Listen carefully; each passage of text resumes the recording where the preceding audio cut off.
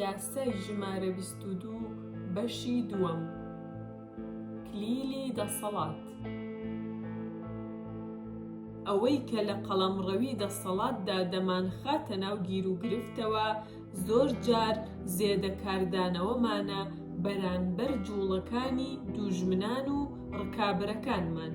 ئەو زێدەکاردانەوەیە ئەو کێشانە دروست دەکات کە ئەگەر عاقڵتر بووینایە خۆمانمان لێلا دەدا.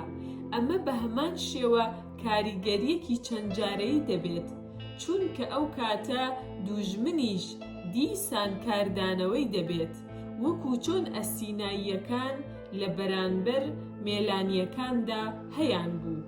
کاردانەوە هەمیشە یەکەمین غەریزەمانە. ئەمە شەڕانگێزیە بەرامبەر شەڕانگێزیەکی تر.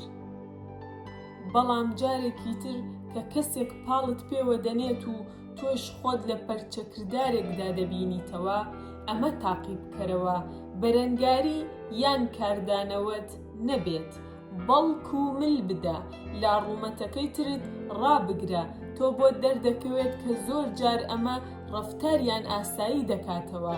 ئەوان چاوەڕوانی ئەوەیان کردووە یان تەنانەت ویستویانە بەهێزەوە کاردانەوە پیشان بدەن و بۆیە ئەوان دەستەوەستان دەبن لە بەرامبەر نەبوونی بەرگریتدا سەریان دەسوڕمێت. بە ملدان تۆ بارودۆخەکە کۆنتڕۆڵ دەکەیت، چونکە ملدانی تۆ بەشێکە لە پلانێکی گەورەتر بۆ دروستکردنی ئەو باوەڕە لەلایەن کە تۆیان شکست پێهێناوە. لە ساڵی 473 پێش زایندا لە چینی کۆن پاشا گۆجیان لە شەڕی فوجیاودا تووشی شکستێکی گەورە بوو.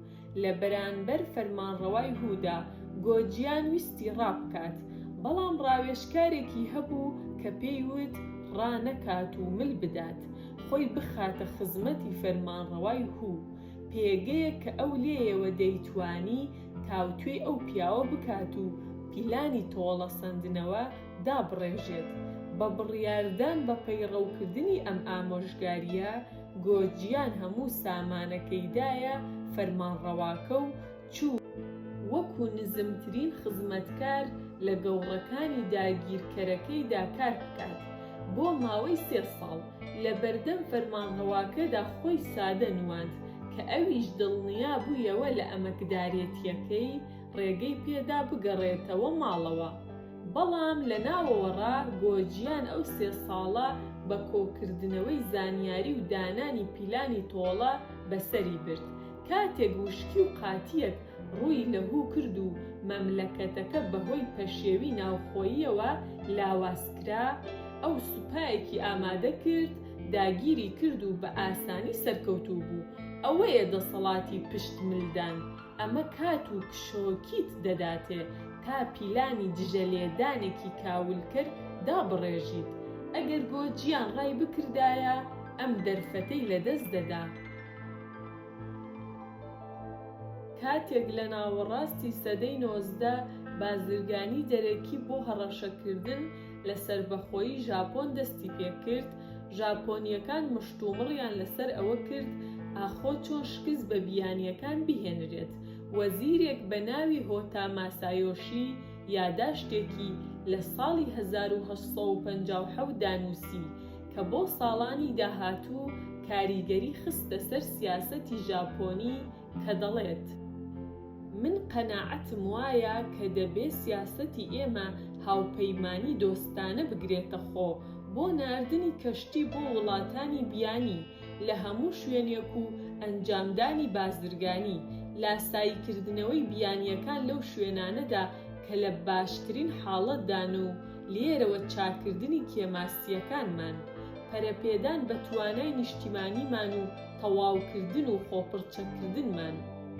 لێرەوە پەیتا پەیتا کارتێکردنی بیانیەکان تا ئەو کاتەی لە کۆتایی هەموو وڵاتانی جیهان لە بەرەکەتی هێمنی تەواوی ئێمە تێدەگەن و هەژمونمان لە سەرانسەری جیهاندا پێی دەزانرێت. ئەمەیە پیادەکردنێکی لێهاتوانەی یاساکە. ملدان بەکاربێنە بۆ بەدەستگەیشتن بە دوژمنەکەت. شێوازەکانی دوژمنەکەت بزانە، پەیتا پەیتا لێی تێبگە، لە دەرەوەڕا خۆت لەگەڵ نەریتەکانیدا بگونجێنە، بەڵام لە ناوەوە کللتوری خۆت بەرقەرار بکە. لە کۆتاییدا تۆ سەرکەوتوو دەبیت، چونکە هەرچەندە ئەو بە لاواز و نزم دەدبینێت، هیچ وریاییەکت لە دژ وەرناگرێت. تۆ کات بەکار دەهێنیت و پێی دەگەیتەوە و لێیشی ڕەت دەبیت.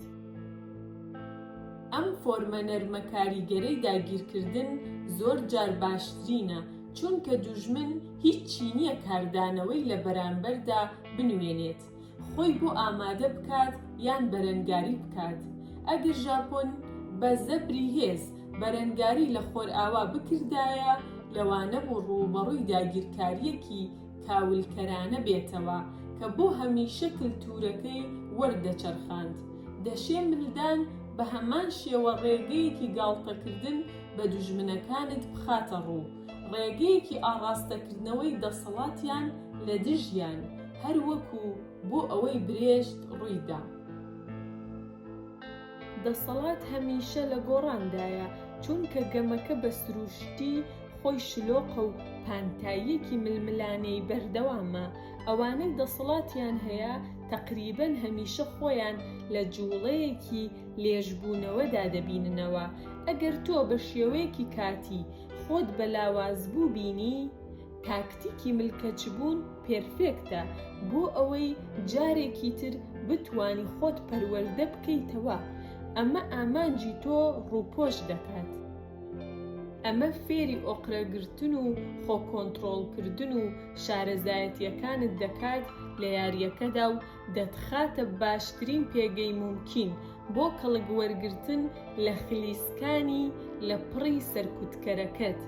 ئەگەر تۆ ڕابکەیت یان شەڕ بکەیتەوە، لە دوورمەودادا ناتوانیت بیبەیتەوە، بەڵام ئەگەر مل بدەیت، ئەوە تەقریبەن هەمیشە لە کۆتاییدا تۆ سەرکەوتوو دەبیت.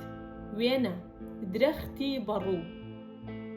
ئەو بەڕوەی بەرەنگاری با دەکات، لقەکانی یەک بە یەک لە دەست دەدات و لە کاتێکدا کە هیچی نامێنێت بیپارێزێت، بندارەکە بۆ دوجار دەشکێت.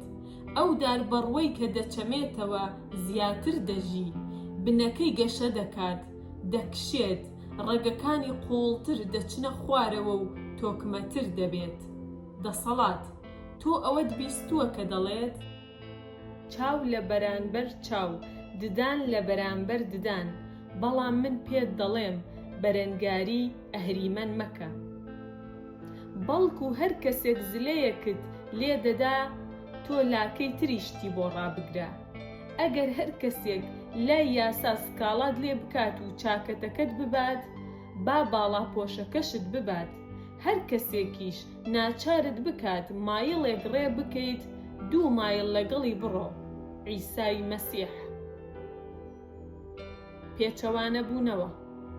خەڵکی ملکەجبوون ڕزگارکردنی ژیانتە بۆ کاتێکی دواتر، کاتێک تۆ دەتوانیت پێی خۆت قایم بکەیت.